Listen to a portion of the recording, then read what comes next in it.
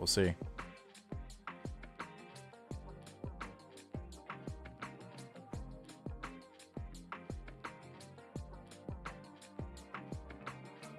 Okay. Says excellent.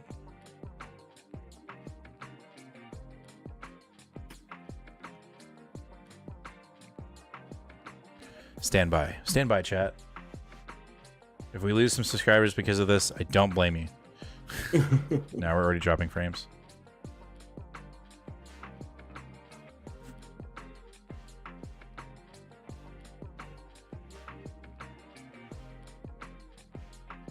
Well, I don't know. Maybe not. Still says excellent.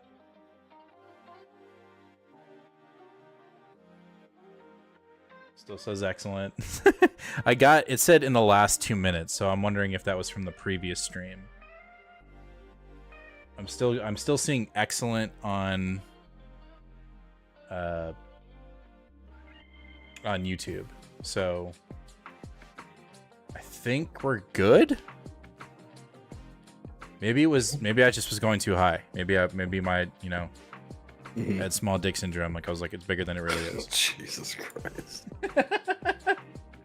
Okay, I think we're good. So I'm gonna go ahead and push the intro button, and we're gonna do this all over again. Apologies to all parties involved. Here we go. Catch you in about a minute.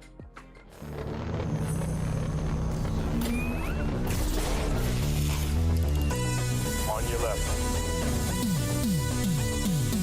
The liberation of mutant kind has begun.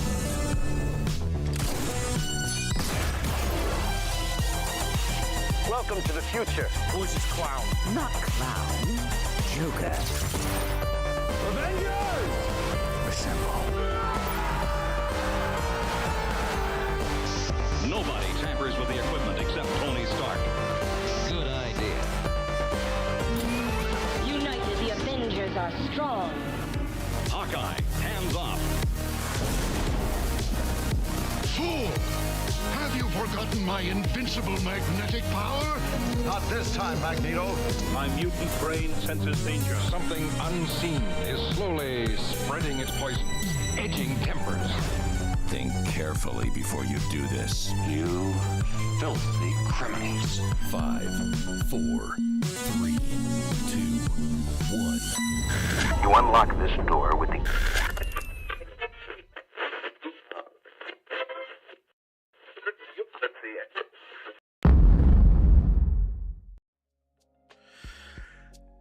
All right, chat.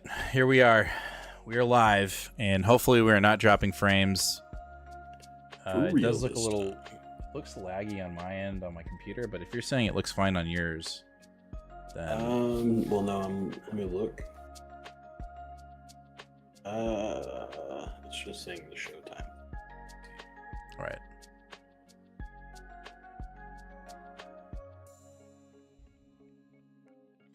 John with the super chat. Oh. Well, thank you, sir. We appreciate it. I'm still seeing excellent connection on YouTube. It is a little laggy. Is it a little laggy? Hmm? Like we're slow? Like it's barely perceptible. Like it's 1 frame behind or 2 frames behind. Like it's barely noticeable, but I do notice it. Okay. Well, at least we've got it to a certain. But it's like so. I'm getting an error on Streamlabs. Well, but John says it's working, so we're just gonna run. If I'm getting excellent on YouTube, we're just gonna run. But John coming in with the super chat. I didn't read all my books this week, but it doesn't matter. Where Monsters Lie is my pick of the week. Kyle Stark's rules. Okay, well now is the perfect opportunity since we didn't put it in the show because I didn't think I'd get to it. Okay. I did get to it and was almost my pick of the week. Very good. All the great Huber from the original series was there. Mm-hmm. Very funny. We've got like a bunch of new serial killers, so we got to see all kinds of like funny jokes about their I remember that stuff. book. Yeah. There's this one guy. His name's the Wrinkly Man, or Mr. Wrinkly, and At one point, a character's like, "How am I supposed to kill someone with a tree?" Because he's the holiday killer, and they were like, "You can go kill on Arbor Day." And he's like, "How do I kill someone with a tree?" And Mr. Wrinkly says, I suspect if you put a tree up their anuses, it would prove fatal." Oh my god. And then at another point, what does he say? They're talking about, the detective is like with them now because he's a serial killer. Mm-hmm. And they were like, "We should like punish him for what he did." And Mr. Wrinkly says, "Yeah, we should kill him and wear his skin as a flesh poncho." God damn. Yeah, Starks is Having some right back where he left off with that. I'm so excited for this series. All right. John says it seemed like the humor was even better this time around. There you go. All right, let's go ahead and jump into it. If you're watching this for the first time, we've had to restart the stream a couple times. I think we finally hit the sweet spot, but we're going to keep on tinkering with it after the show. We'll get there. But yeah, so we already talked about Grimm in the previous, things you didn't see. We liked it. It feels like the story is getting back on track. And yeah, looking forward to more from Stephanie Phillips. The only downside is the solicitation. So yeah, there might be the super big delay. I don't know. Oh my god. Kind of weird. I'm really hoping that's not the case. So the other book that we talked about before our internet decided to shit the creek, it's the Department of Truth, issue number 26. Very good issue. It feels like, again, the book is starting to get back on track to its main narrative. And Nate and I both have this similar theory that either Marilyn Monroe is not real at all, and she is a figment of the Department of Truth and or the Russians' version of the Department of Truth or the Department of Lies, or that facets of her life are fabricated via the public and the Department of Truth. So there is mystery. So yeah, it's starting to feel like the Department of Truth again, rather than, hey, this is a new book. So anyway, also side note, we celebrated my son's birthday this weekend, and my wife ordered some Transformers stickers because he wanted a Transformers birthday, and so she ordered some. She ordered some Transformers stickers from Amazon. Mm-hmm. And I wasn't paying attention, and her and the boys were putting together the party favor bags, and they were putting these stickers in the bags. So after they got done, I was watching the baby, and I came out to see, what was going on. They had a bunch of extra stickers on the table, and I was siphoning through the stickers, and I was like, oh, these look cool. They look kind of, some of them look AI generated, but it is what it is. Like, you make a buck, right? Right. And then I saw this one on the kitchen table.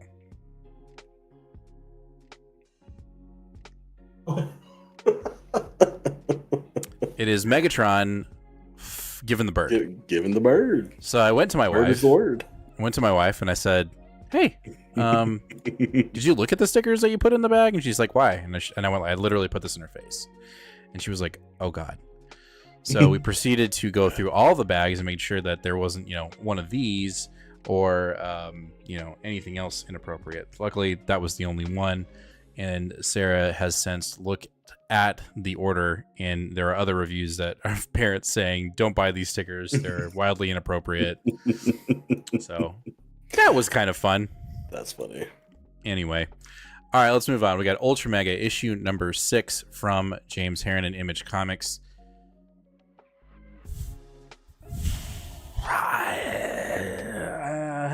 I want to push the pick of the week, and I think I'm gonna have to. So it's my independent pick of the week. It's my independent pick of the week.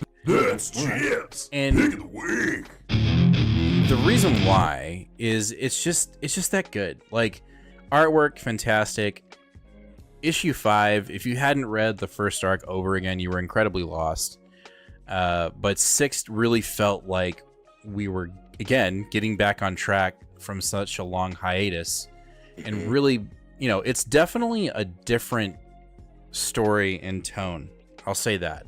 In the first issue, the Ultra Megas were the good guys, but then, towards the end, they were kind of looked at as more of an inconvenience because of the destruction they wrought, even though they were good, right? Mm-hmm. And in this issue, it's like the roles are starting to shift a little bit. And when I say that, we get like this idea that the mother of the kaiju actually may have a mission to originally may have had a mission to fight off this newly revealed Ultra Mega planet where they're like corrupted Ultra Megas, you know, being dicks, and it looks like they're getting ready to invade Earth. And so we get a little bit of backstory there on that, and then we actually see that planet of Ultra Megas decide to invade, decide to go find other Ultra Megas that aren't necessarily with them and conquer them. And they're on a planet right now that are being, you know, to sustain their size and their power, they have to kind of siphon off of the population, and it looks like, you know, they're kind of running out of energy, so they're coming over to Earth, it looks like. So we're dealing with bad kaiju, we're dealing with this new threat, which are corrupted Ultra Megas, and we're also still dealing with the ramifications of the Ultra Megas in the book. There's one scene, remember the Ultra Mega in the first arc that got his head cut off, that was the main character's dad? Yes. Okay, so he's back. His head came down from orbit and he's still alive, and now he's in like this he's in this like mech suit, you know, he's just a big head with small arms and feet. Of course. And so he's kind of mentoring his son, and in this issue he's like going out to get groceries, and he walks upon part of the city that's still flooded with all of his blood. That his body, remember that, like his, when he got killed, it created like this huge giant like tsunami wave of blood and killed a bunch of people. There's this big memoriam now, and he's like grabbing groceries, and he sees this like memorial, and it's like to the people that died, and it's just literally buildings that are submerged in blood, and his face is just like, it's literally a panel, and he's just like this, like he's looking at it like, holy shit, I did this. Yeah. So James Harren is doing a lot of cool shit in this book, and I will say, again, I think there's another book that we were reading. Ram V's kaiju book. There are just so many callbacks to Evangelion, and I felt like there were a ton of them in this book. So that already right there like qualifies it for pick of the week for me. If you're that intelligent to make visual and literary callbacks to Evangelion, you're gonna win. Like you're just going to. Yeah, you're a sucker for that stuff. Well, yeah, but you've only done the original. You haven't watched the Rebuild series, which is so good. I watched it again the other day. So badass. But anyway, Ultra Mega, it's my Image, or it's my independent pick of the week. So good. I really enjoyed it. You're still catching up. Yeah, I did not have time, so I needed to read 2 issues, and they're both 64 pages each. Yeah. So, for those of you that don't know, because I've been behind, I had to read 29 issues this week to catch up to do the 2, 4, 6, 8, 10, 12 that are on the show. 13. Yeah. So, but I did it. I got caught up to everything else. Yeah. Patty, what up, dude? I didn't mean to not acknowledge you. Thank you for being here. I'm sorry that we've been like on, off this night. We've been trying to, like, my stream has been acting funky, but I think we finally figured it out. I think it's finally fixed. Yeah. John says, I'm sorting my comics and noticed that Ultra Mega was featured in Skybound X. That was pretty cool. Yeah, they've been, you know, I think I even said it when it ended and they were like, it's coming back. You know, we knew why. I mean, if you look at this book, right? If you look at the book and you look at the artwork, you know why 4 issues come out and then it goes on hiatus for 3 years. Like, it's very evident why, because James Harren is pouring his heart and soul into the book. And then I'm sure he has like covers and shit that he's doing too, and picking up, you know, single issues here and there to cover for artists. But like, his artwork is so goddamn good. Isn't he on? No, he's not. That's somebody else that's on Transformers right now. It was the guy from Big Girls. Was it James Harren? Yeah. No, you're right. It's the guy from Big Girls. You're right. Yeah. Yeah. Who was that?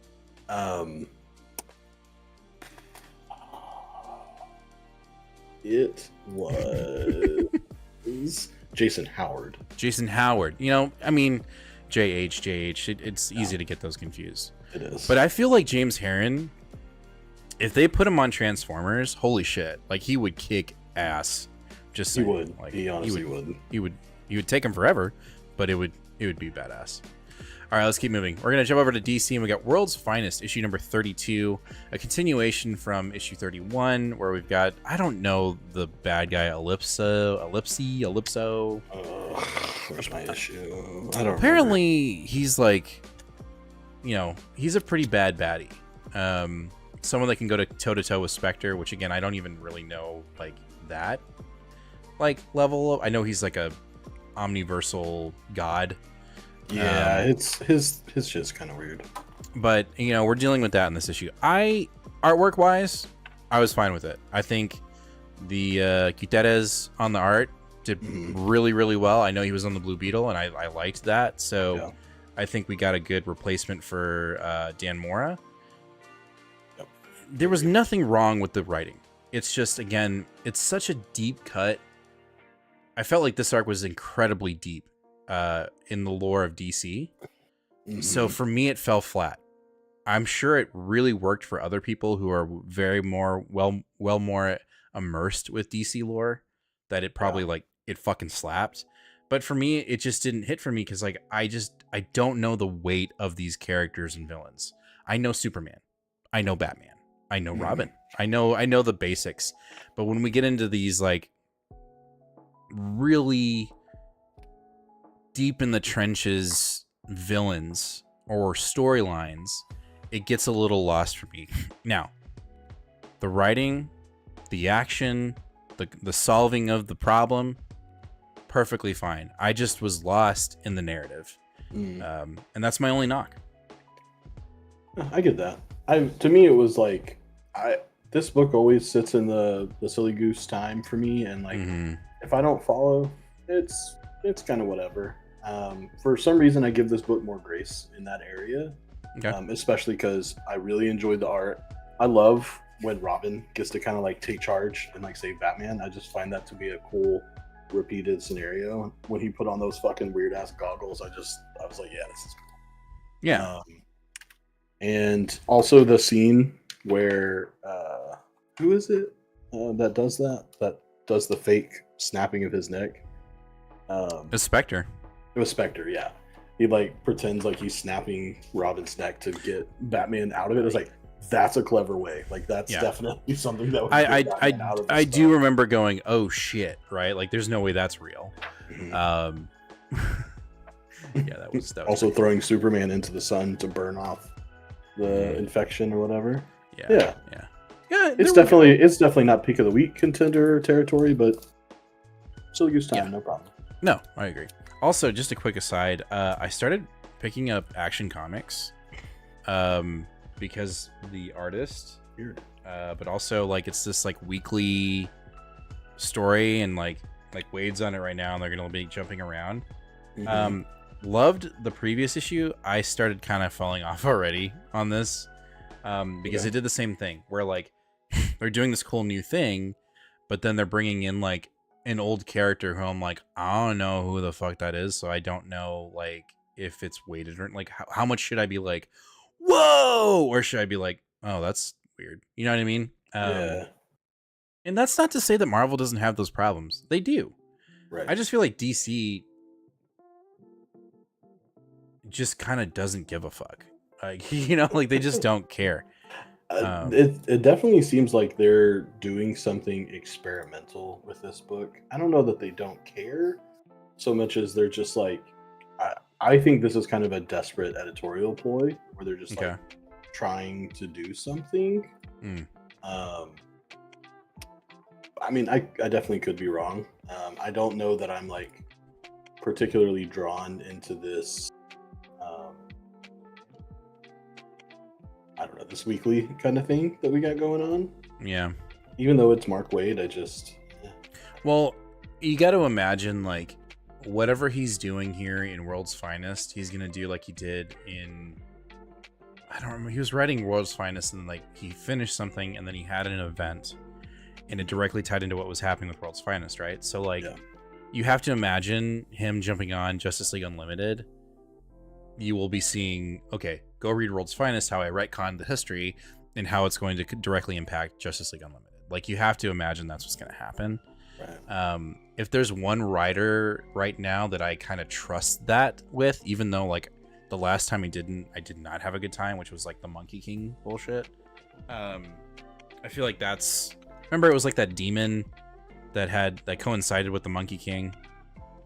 Remember they like, oh yeah, that was like the very first big bad guy. Yeah, like the storyline in World's Finest was really cool, and then he incorporated it into his like event, and we were like, oh, that kind of sucked, you know. So like I can kind of imagine that's going to be the same thing. Maybe it'll be crisscross. Maybe like Justice League Unlimited will be really cool, and whatever he's doing in World's Finest will be kick-ass over here, but in World's Finest it'll feel kind of dull and kind of lame. I don't know. We'll see. Maybe. I hope not. You know what I mean? I did not realize they're literally doing this for the rest of the year. Every single week for the rest of the year. Action Comics. Oh yeah. It's every week. For the rest of the year, though. Yeah, I know. That's wild. Yeah. Same artist on all those issues. I don't how. I'm not going to do that today. What? No, go ahead. You haven't been here for months. Please indulge. How is this guy doing? I guess it's because he could have started working on it a long time ago, and this wasn't like he had to follow a current thing, right? These aren't even in current continuity, right? They're just random stories. But like, how does a guy do 14 issues in a row every single week, and like other guys that are doing the same style, which seems like it would be the same amount of effort, and they can't even keep up with one spot? That's weird to me. I don't know. I literally don't know. But yeah, these aren't like in continuity, so I guess. Oh, okay. All right. Well, let's keep moving on. We got Green Lantern issue number 16, all in. It was whatever. I mean, I don't even remember exactly what happened. You know, they were oh, that's right. So a bunch of shit that happened in Philip Kennedy Johnson's run is now happening in this book. Mm-hmm. But they're also doing the Sorrow Lantern, and League of Planets looks like it's getting kind of decimated. I am indifferent. But if I'm being absolutely critical, I'm a little concerned. Because now we're saying, okay, we're just gonna clump everything into this book. Mm-hmm. And I'm like, well, we were doing so many things in the book, right? And then Absolute Power happened, and now we're just kind of like, we're gonna. And that's like the sentiment I have with DC right now, is just like, at least in the main storyline titles, mm-hmm. everything just feels incredibly sloppy and like, oh, we're doing this now, so wrap it up.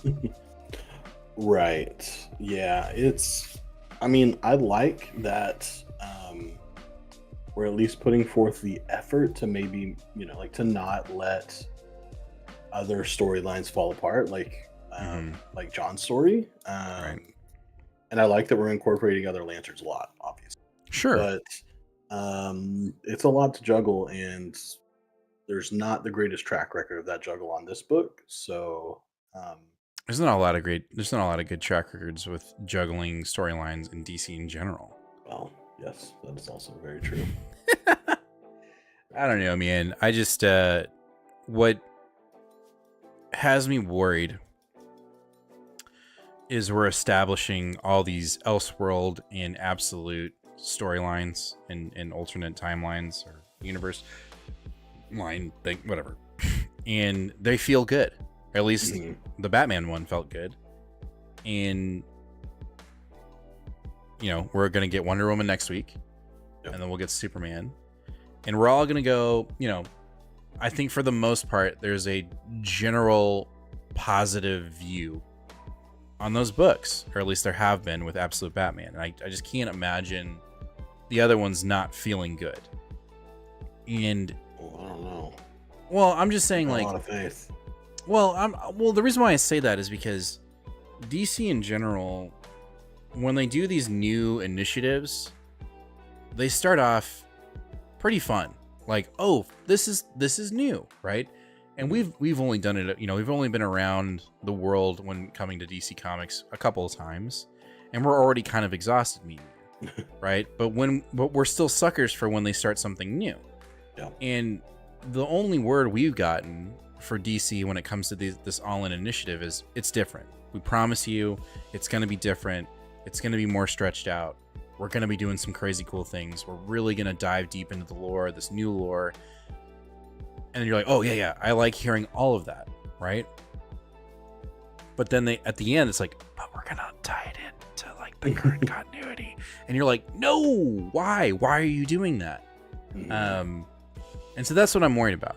And, you know, we're already seeing the main line of books feeling the consequence of that sentiment, which is wrap it up, put everything in here so we can just get to like a baseline. And then they're going to muddy it again. So I'm worried. I'm just worried. Time will tell. Time will tell. That's all we can do. I agree. Though I will say, Oa like going fucking crazy and like blowing up planets and shit. That was crazy. That was like, dude, that's some fucking crazy shit right there. Yeah, that was pretty wild. So, all right, we got Nightwing issue number 118. This is the last or the final issue of Tom Taylor's Nightwing Part 5, Fall of Grayson.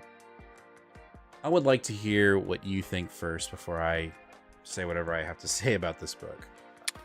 I think that they did a pretty good job of like doing the whole like nostalgic wrap up sort of a thing. Sure. I do feel like this issue was I don't know. I liked it. I'm gonna put it that first. I liked it. As far as like the ending to a series, not including the problems behind it, I'm just saying as a final issue to a series, I'd give it a B+. There was a few cheap things, shooting the goddamn dog, like that's fucking cheap to pull at our heartstrings and of course see the dog's okay. But like shooting a dog, like that's I'm gonna take points off of that for sure. But like having the entire Bat family helping, having the actual city like stand up to defend the camp and stuff, I thought that was really neat. Obviously finally seeing Heartless get his comeuppance, sure, that's good. Now as a series as a whole, there was a lot of missed promises. I'd give it a B- as a series as a whole. I'm not upset that I read it. It'll probably stay in my collection. It's not like something I'm gonna be like, nah, I'm just gonna put this in the sell pile. But it was just okay. Okay. All right. I think everything I would never say, I would never not invalidate what you said. That's not how the show works. Of course not. If there was one word that I had to describe this arc,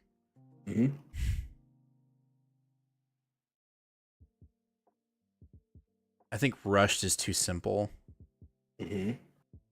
Overrated. In my slightly opinion. pandering. Yes. And to jump from this arc to the overall series, and the only reason why I say overall series is because when this series started, it started with Heartless. Yeah. And when Heartless started, he was so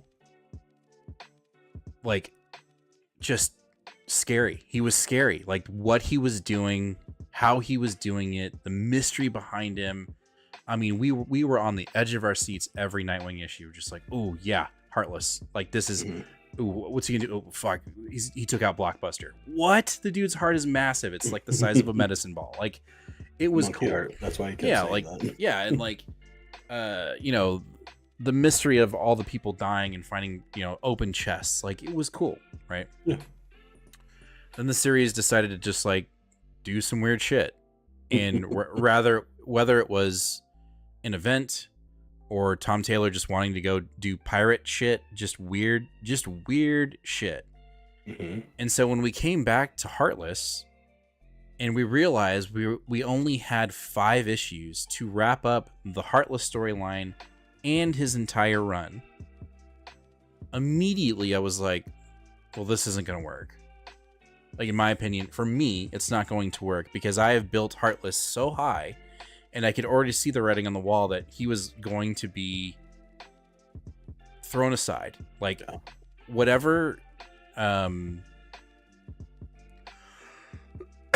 whatever preconceived notions you had of the character or whatever was built for you in the sense of Heartless, he felt like a completely different character in my opinion in this last arc. He didn't feel like the Heartless that we started with.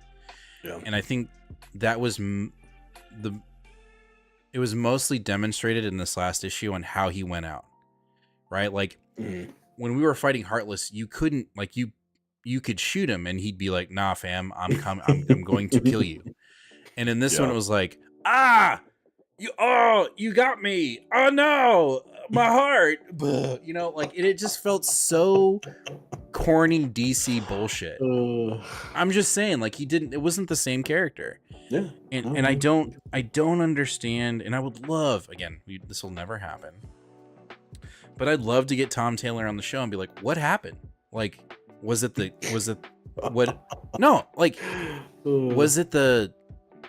constant interruptions of events, or were you like, I just don't know how to write Heartless anymore, so we're just gonna go do something else, and then we'll just, when it's time, you know, my contract's up and I gotta end it at 118, we're just gonna end it really quick and do it uncharacteristically. We're going on to Batman, whatever. Sure. Like, is that what he thinks? That's what he's doing, right? He's doing detective. Yeah, he's doing detective. Yeah. So, and I'm sure that's gonna be great. I'm sure it's gonna be amazing. Like, I'm gonna pick it up probably. I'm probably gonna pick it up. I'm probably check it out. But like, to me, and it seems more often than not, and I'm not just putting this on DC. It really does feel like some of these, a majority of these runs, they start off so strong with really great creative teams, and then they just fumble the bag at the end, and it's like, what happened? And so I just wasn't impressed. Like, and I agree with you, shooting the dog, nah, fam, not me. like I know it's silly, but I was just like, no, I think that was stupid, because even like, because you knew what was going on. The dog's not dead. There's no way the dog's dead. If you killed the dog, you fucked up, right? And so we knew that the dog was going to be fine. So I don't know. I wasn't impressed. I knew that the ending was going to be rushed, and it was. So Empire coming into the chat says, I'm still going to be nostalgic over Tom Taylor's Nightwing. Not to mention, always appreciate his shout outs to the gays. For sure. I agree with that for sure. There are definitely things about this that I think are going to be never forgotten Nightwing lore. Like, I think that, to me personally, the setup relationship with Babs, I know we've done it in the past. I know it goes back and forth between 3 different characters, but I feel like what was generated here would have lasting effects. Not like in the comics, but like the way people feel about their relationship. Night Might, like, that shit was great. Yeah. What else? I hated the pirates though. Mainly the dog. I hated the pirate arc. Like, it was okay, but I didn't hate it. I hated it. I could not stand it. Like, I don't like, one, just like zombies and vampires, I really don't like pirates in my comics. I don't. Not my thing. And like, I just didn't like it. But like you said, the dog, great. I did like the Babs, their rekindle of the relationship. Will they, won't they? You know, whatever. I liked that. I liked our main artist. I thought they were great. But I just feel like overall the run suffered. And I think Empire says it right here. In my opinion, I think editorial interferes a lot. I feel like I can tell between when Tom Taylor is writing organically and when he feels rushed. I completely agree with that assessment. And that's how I feel about the Nightwing run. I think it started off great and he was having a grand old time. And then DC was like, hey, we've got X, Y, and Z events. And then we also want you to do another event. And, we want the Teen Titans to basically run Nightwing, like the entire book, for like 2 arcs. And then we're going to do Pirates. and Tom Taylor's like, yeah, but what about Heartless? I'm like, yeah, we don't really. We just got by Discovery. Like, we don't give a shit. Like, fuck off. Right. So, anyway, I'm sorry. I'm being a Debbie Downer. Let's move on. Wonder Woman, issue number 14. Pleasantly surprised, in my opinion. Was it still overly wordy? 100%. And there was a lot of panels when I read it. I was like, I could have skipped that. Or the blurbs. I could have skipped that. But putting that aside, I really feel for Diana. I feel for Diana. I liked the Tarantino of the issue. kind of jumping back and forth between sequences and like seeing where it's all going to lay.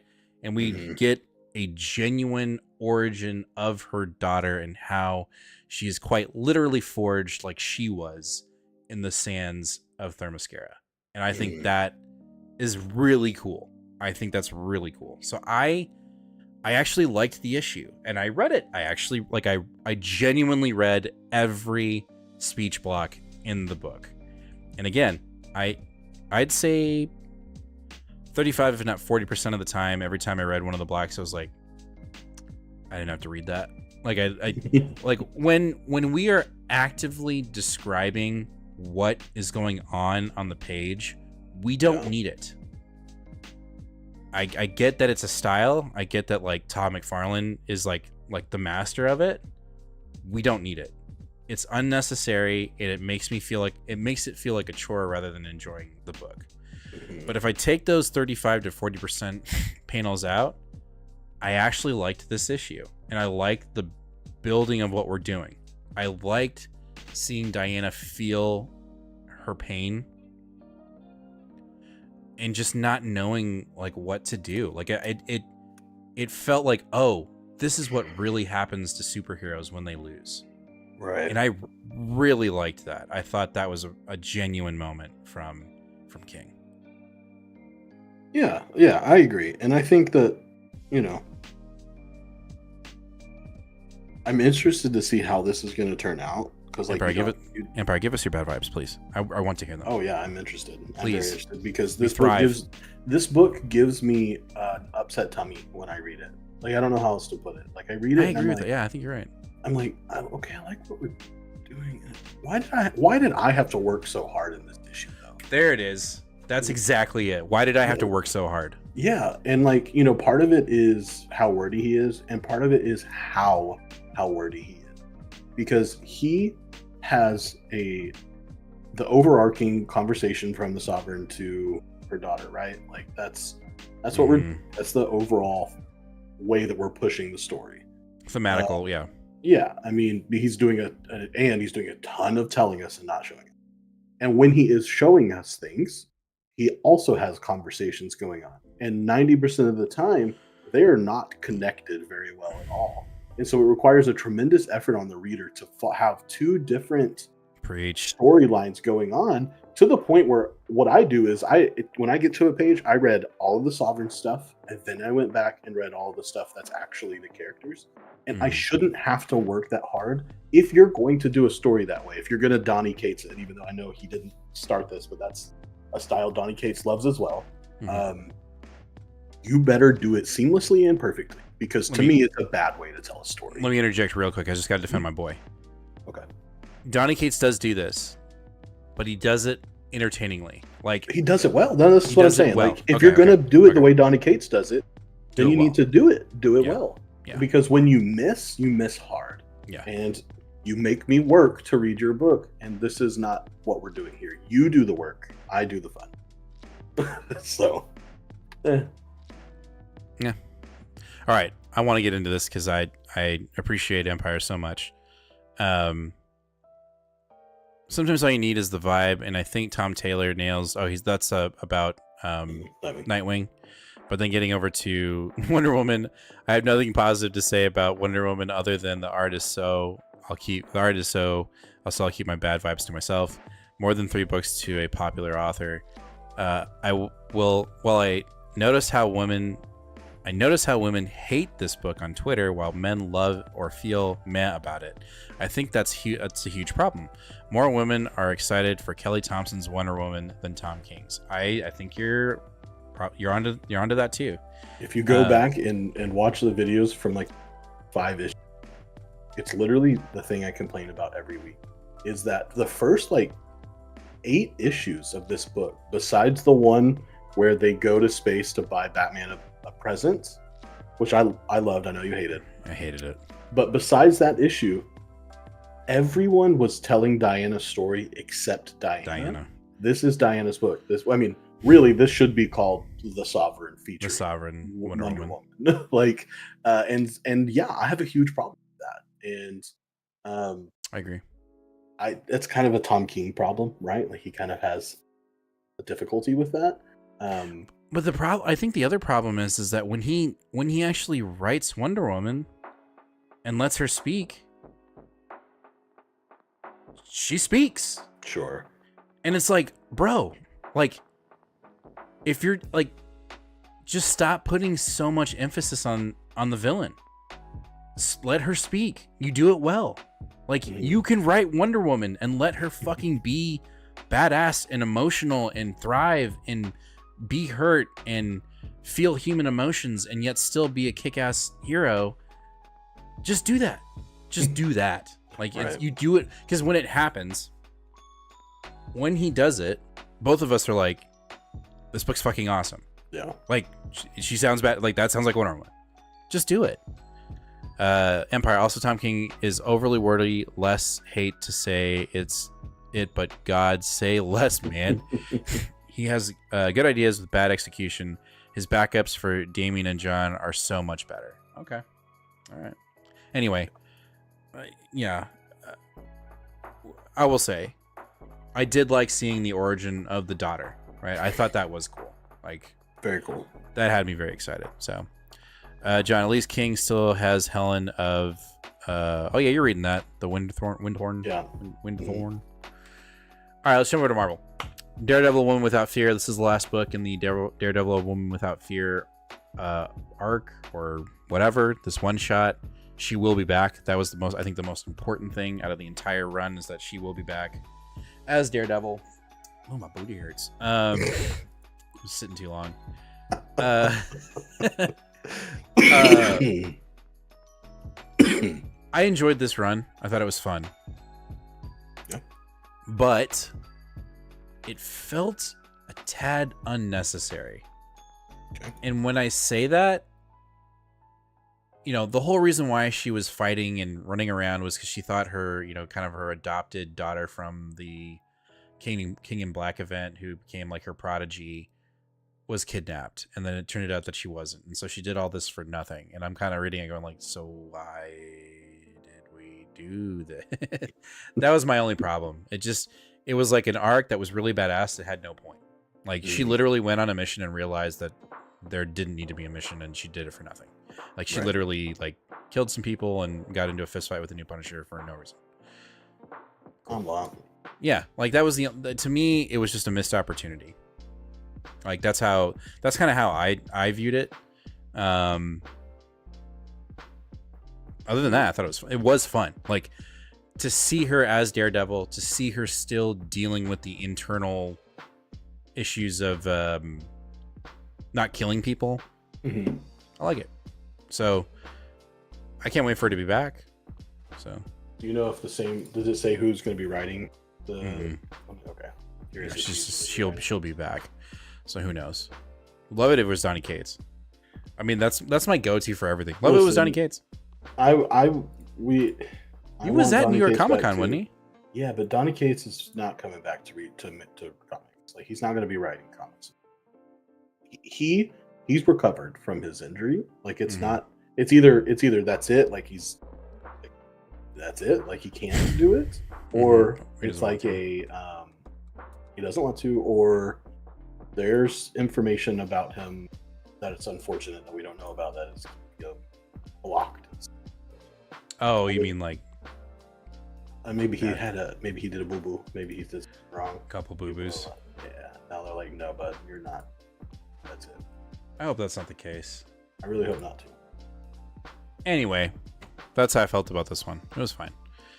John, Woman Without Fear should be an ongoing. I would keep buying it. I'm right there with you, John. I would. Just give it a little bit more purpose. That is my only thing. Is like, give it a little bit more purpose. So, just saying. All right, moving on. Ooh, Moon Knight Fist of Khonshu issue number 1. Mark's back, baby. He is back and he is kicking ass. And he doesn't give a fuck. Like, he does not, like, when you say fuck, it's like fuck. Like, it's got that heavy emphasis on F and then kuh. Like, you don't give a fuck. Yeah.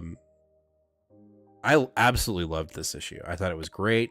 And I really like that we're diving right into the streets and dealing with his neighborhood and someone pushing dope and him being like, get it off my fucking streets. And he's like, no. Yeah. Like, oh, here we go. I also, so the bodyguard of the guy that is pushing the dope, she has a blade. Where did she get? They mentioned it. Like she got it from, was it an Asgardian thing? I can't remember. I know she's with Roxo or whatever, the Roxxon Corporation. That's what it is. I think. Let's see. But she gets that sword from, like they mentioned an event. I'll see if I can find it. No, I'll find it. I don't remember them mentioning. I remember them saying she's. It was like when they said the blade, I was like, oh shit. I vaguely remember something to deal with that, like an event or something like that. I guess I'm not seeing anything. They mentioned it, and it for some reason I thought it was something to deal with Asgard, but either way. Oh, here we go. That's what Carver's for. She was a Roxxon corporate military special forces, only one of her units to survive a combat mission in a place called Vanaheim. Right. So like there was some kind of Asgardian something. Right. Which I'm like, that sounds dope, right? And then the other part of the book I liked was, them doing the pressure on the retired cop, and, realizing that the other cop is in the pockets of the drug dealers and she's on the drugs. Like I was just like, this is just so complex and deep and drama filled. And then you've got Mark, who is just busting skulls and not giving a shit. And like that's why I think we've loved Moon Knight for so that aspect of the story, and also bringing in characters that aren't as well known and are B, C, even D-list style heroes and making them relevant. And I think we are literally staring down the barrel of that happening more and more, and I'm here for it. So with that being said, this is my Marvel pick of the week. There you go. It just is. I know exactly what yours is, and I completely agree. And for the sake of like just kind of spreading the wealth, this is where my Marvel pick of the week is. And I totally agree with what yours is going to be. But I loved it. Yeah, one thing that I really like is how street level this feels. Mm-hmm. It just like it's a little detective-y, it's a little druggy, a little like I don't know. It feels even more street level than Daredevil does right now, or at least more satisfyingly so. So I'm not shocked. I shouldn't even say that, but like it is very impressive now that Jed MacKay and Puccio are starting a third volume. This will be issue 40 for them on Moon Knight. Yeah, we have been screaming about how great Moon Knight is for over 3 years now. Yeah, that's wild. Yeah. It's because it's just that good. And when they eventually announce like the entire, like the omnibus of Moon Knight, like I think I'm going to have to order it. And hopefully like the retail incentive cover or the retailer cover special will be I'm sure the cover A will be great, but I've got to imagine like the retailer version will look even better. It should be coming out really soon. Well, but then that would mean that this is ending really soon. Are you talking about? Wait, what did you say? You wanted omnibus? To come out? Omnibus, like the omnibus of his entire run. Yeah, the first one's coming out in like weeks. The first volume. Okay. Yeah. It doesn't cover everything. I think it just covers the first volume. I want an omnibus that's just dummy thick, like to the point where like it doesn't make sense to open it. You know what I mean? Like if you open it, you break it. Just takes up an entire shelf. Just dummy thick.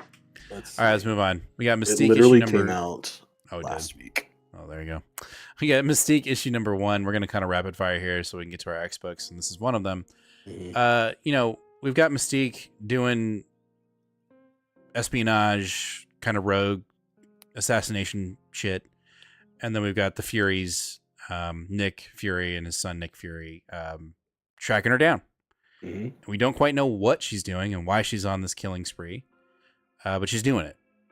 And we had this discussion pre-show. overall, the book kind of felt meh. But then, like, there were subtle hints of like, oh, well, that's kind of interesting. Why would they do that? And then the end with what we would assume is, spoilers, the death of her wife, Destiny, fresh off of a Krakoa relaunch or resurrection. Why? What's that about? And so, artwork, not my favorite. But awful, but yeah. But this storyline with her like taking out people, and then we've got Destiny potentially just getting shot, and she didn't stop it, has me a hint intrigued. So I will be picking up issue 2. But if I were giving this a letter grade, I'd say a solid C-. Ooh, okay. I'm just saying, like the only thing that really saved the book was, well, I think what saved the book was the mystery at the end, the hook, rightfully so. That's what happens for most books. Now there are those odd, home runs where like everything clicks, the artwork's great, the writing is great. I'm sold before the issue even started. Mm-hmm. That's not this. Right. You're not that guy. You're not that guy. Yeah, I'm looking ahead to the week that issue 2 comes out. I already have 7 books, so I will not be reading issue 2. That is a no. Let me double check. Well, maybe I'll just. Yours probably won't be that big because I have a lot of books on my list you don't have. Well, let's see. For that week. What week is that? The 27th of November. 27th of November. So let's just kind of go clicky cloop cloop. Day before Thanksgiving. Oh my gosh, I can't wait. Give me some turkey. Let's see. I have 13 books. Okay, you'll probably get to it then. Yeah. Not including it, I have 12. Yeah, I probably will. Yeah. We'll see. You never know. Yeah, you never know. we'll see, Maybe I'll be really with it. It's the new Green Arrow without Joshua Williamson. We got the we don't need to talk about that. We'll talk about that later. But anyway, Mystique. It was okay. All right. Okay. Ultimate Spider-Man issue number 10. Yeah. Oh, this is my pick. That's That's good. Before you go, I will just say this is a masterclass in bait and switching your audience to think that there's going to be some like massive action thing, and then there's not. But it's just people talking, and it was probably one of the best issues of Ultimate Spider-Man, in my opinion. Go ahead. Yeah, that was exactly what I was gonna say. Yeah, Okay. One of the reasons why I so much that like how good this issue is this is the most violent thing that happened in the entire issue, and it's literally just Osborn faking a power up, like don't mess with me, guys. Like that was it. Like it was literally just talking heads the entire time, using these 9 panels, like pages. I loved it. I loved the construction of this book was really great. The layouts were great. Fluidity. Even our guest artist did a stand-up job. Did a great job. But what makes me love this book so much is that the action is good, the fighting's fun, but it's not the most interesting thing we're doing here, and not even by a long shot. The intrigue, the back and forth, doing things behind each other's back, and all this. I don't know. It's really good. It's really intriguing. This is what we expected from Hickman in general, and he's kind of missed that boat for a few years now. So thank God, and he's nailing it here. Weird, very weird for me to be consistently having a Spider-Man book on the top of my list. I'm not a Spider-Man guy, but and the reason why it is because this is the Spider-Man I've always wanted. And I've never had before. I want a mid-30s Spider-Man with a family and children. And the day that's gone, I quit instantly. Like the day that's gone, I instantly will never read this book again. There's no chance of anything extra. But it's been a fun ride so far. Yeah, no, I agree. John says I didn't get to read it, Spider-Man yet. Looking forward to it. It's really good, dude. I think the other reason why I like it so much is because you know that there are people out there. I wouldn't call them casual. I would call them short attention span that are like, what the fuck is this book? Like, give me like, give him that's Spider-Man. Like that. And I just I like that. I love that. That makes me feel good inside. So, all right. Comic Bros. I like it when Comic Bros get mad. Like, yeah, no, that makes sense. I get that. It's fun. It's a fun time. All right, let's talk about the Uncanny X-Men issue number 4. I don't. You know what? Let me know, because I know you did some catch up. Okay. How are you feeling? How are you feeling about the Uncanny X-Men? You're not gonna like what I have to say. Okay. So I read all 4 issues today, so it is very fresh in my mind. Very, very fresh in my mind. Yeah. And I've read it differently than you. I've read it back to back to back, so there was no time in between, and that does give a different experience. But it's just okay. There's nothing in here that I'm overly impressed with. The background into Xavier and this lady, yeah, it's kind of interesting.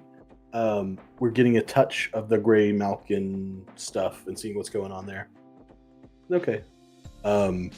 Rogue being the leader, that's pretty cool. The team is uninspired. Rogue, Gambit, Nightcrawler, Wolverine. I'm unimpressed. This is the most basic team done. Rogue being the leader, cool. Gambit, he doesn't always have to be tied with Rogue. They don't always have to be. Okay. I'm over Gambit and Rogue. I'm over. Okay. So there's the bias. There's the bias. Okay. Yeah. I love Nightcrawler. I want him to be in everything. So no. Okay. And of course Wolverine. I have no interest in Wolverine's oversaturation. He is cool in here. She is doing a good job. Right. It is good. I'm going to try to convince you otherwise. And I know it's a Herculean. I think it's a Herculean task, and it probably won't work. Okay, go for it. Okay. How is this book compared to Jed MacKay's X-Men? If you were to put them side by side, and you were like, okay, I am looking for an X-Men book. Yeah. Right?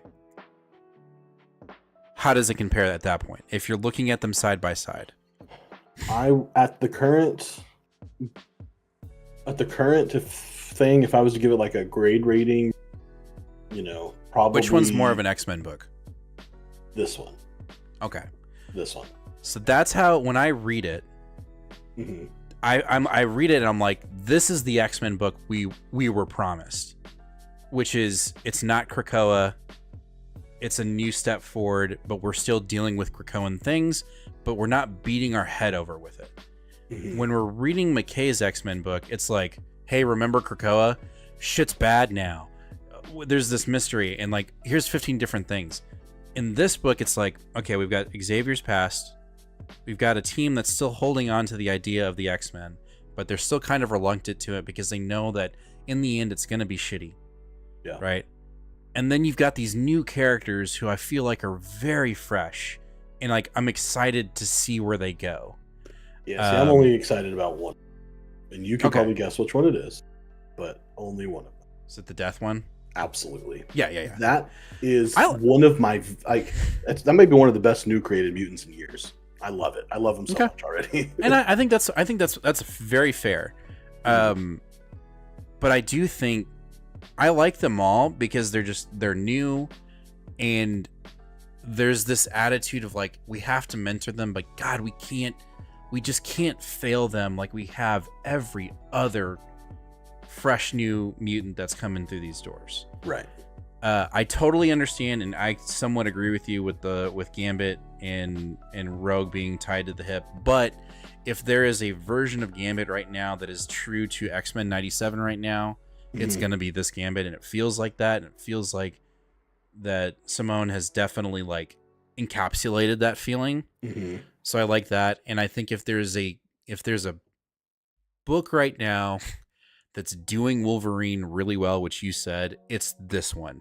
He's not even that good in his current Wolverine book. Like, he's just not. And he's not good in Jed MacKay's.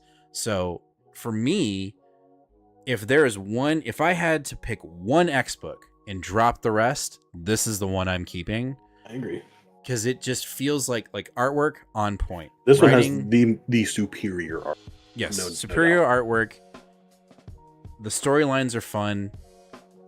Like the first issue when they went into the hospital and that kid's like, oh, and then like he has like that psychic episode and like has a prophecy and then ends up killing himself because he touches Rogue. I was like, oh, what? Like, you know, like just insane. And so for me, like, and I think the thing that really hooked me was this issue, and it was this Sarah Gunt, or however you say her name. Yeah, like Gaunt, I think. Gaunt. I, like, for some reason, I think it was because I read so much DC, I was like, oh, this must be a character that is like from back in the day, like 1990s or 1980s X-Men. And so I was like, you know, obviously sitting on the toilet and I was looking on my phone. I was like, boop, boop, beep, boop, boop, boop. Who is this character? And they're like, oh no, like she's fresh. Like this is a new character. And I'm like, okay, I'm sold. Yeah. I'm sold because it's a pillar. It checks, or it builds so many foundational pillars for me when it comes to exciting comics and why I read. And for me, this book does it, right? We're doing something fresh with characters that we love and know, and we're moving a narrative. And then on top of that, we are going to have an in-story, only 2 comics are doing it event where we have a mini X-Men Civil War. Yeah. About it. So, again, I'm sure I didn't convince you, but to me, if you look at the rest of the X line and you look at, you know, what Marvel is telling us is the main X book, this thing is running circles around it.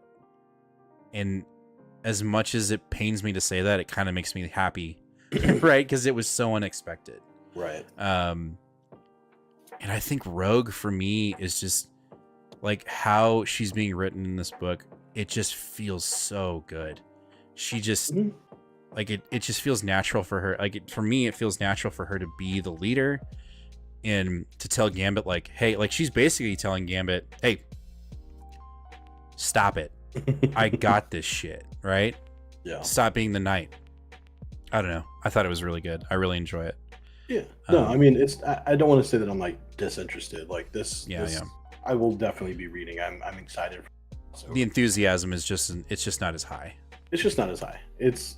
I think it's just turned out that like I might not be as big of a mutant guy as I thought I was. As you thought you were, yeah. Because I read 17 years worth of classics like in 2 months, and I was just like, oh, like this is great. But I almost wonder if that was just good storytelling with mutants. Yeah, I don't know. I get that. Empire, I'm going to get to your question really quick, or first, or in a second. I want to do this thing that John said. Jed McKay's X-Men is suffering from writer and artist mismatch. I think you're right there. I think if he had a different artist, and that's not a dog on Stegman. Stegman is a good artist. He's not. I just don't think his work does well in bright colors and lights. He is a dark death metal-y. That's in my interpretation. That's where he thrives. Yeah. He thrives in the dark. He doesn't thrive in bright colors. Yeah, in my opinion. I agree. Empire, you say, hey, if you guys don't mind me asking, how much do you normally spend on comics a week? I would say, if you adjust, if we take out our discount, probably anywhere between $50 to $65 a week on a thick week. On a lower week, when we got like 6 or 7 issues, or maybe like 4 or 5 issues, probably $30, 25 to $30, and that's just comics. There have been days where like, oh, I've got a thick dummy pool, and then, oh, by the way, James forgot that he got an entire manga omnibus of Trigun. Like, like it just happens. Oops, like yeah, of course. Oops, more comics. Yep. What was the other one? Oh yeah, or like this happened. Like, oh, I got you know what? I don't really have that big of a pool, but like I got this omnibus too because I've been wanting it forever. So like, that happens. Luckily that. How did this happen? Yeah, luckily that's not happening. But that's also not accounting for manga. Because there are weeks when I don't have any manga, and then there's weeks where I have like 4 volumes, and I'm like, well, James is gonna be reading a lot of books today. Like, that's just what it is. So. It just is what it is. Yeah. So that's just me. I don't know about you, Nate. No, it's. I would say I saw it right when he posted it, and I literally League and did the math. It was like boom, boom, boom, boom. I think $50 is a really rich for each week. Yeah, and I think like, which makes me sad to think about. It is. But then like I think about my day, and when I get to read. And like, you know, dealing with work or like all my other projects that I'm working on, and then like I get to just like the kids are in bed, or you know, lately it's been I take my pool because I get to there, I pick up my boys from school and they get out at like 3:30, right? But if you want to like get in front of the line of all the cars, you got to get there at like 2:30, right? And I literally sit in line and I read my comics, and I've seen people like pull up next to me and they're looking at me like, "Are you really? You're fucking reading comics in line?" And I'm like, yeah, I am. Really? And it's, yeah, bro. And it's really fun. So yeah, like I think outside of the dopamine that I get when buying comics, because like let's not lie to ourselves. Like it's always fun to like go. I mean, some people don't like this, but like for me, there is a dopamine of like buying stuff and be like, yay, I got stuff for me, you know? So that's the fun part. But then yeah, you're right. Like then you look at League and you're like, did I really just spend like $50 on a bunch of paper? Like, right. You're like, ooh. Yeah.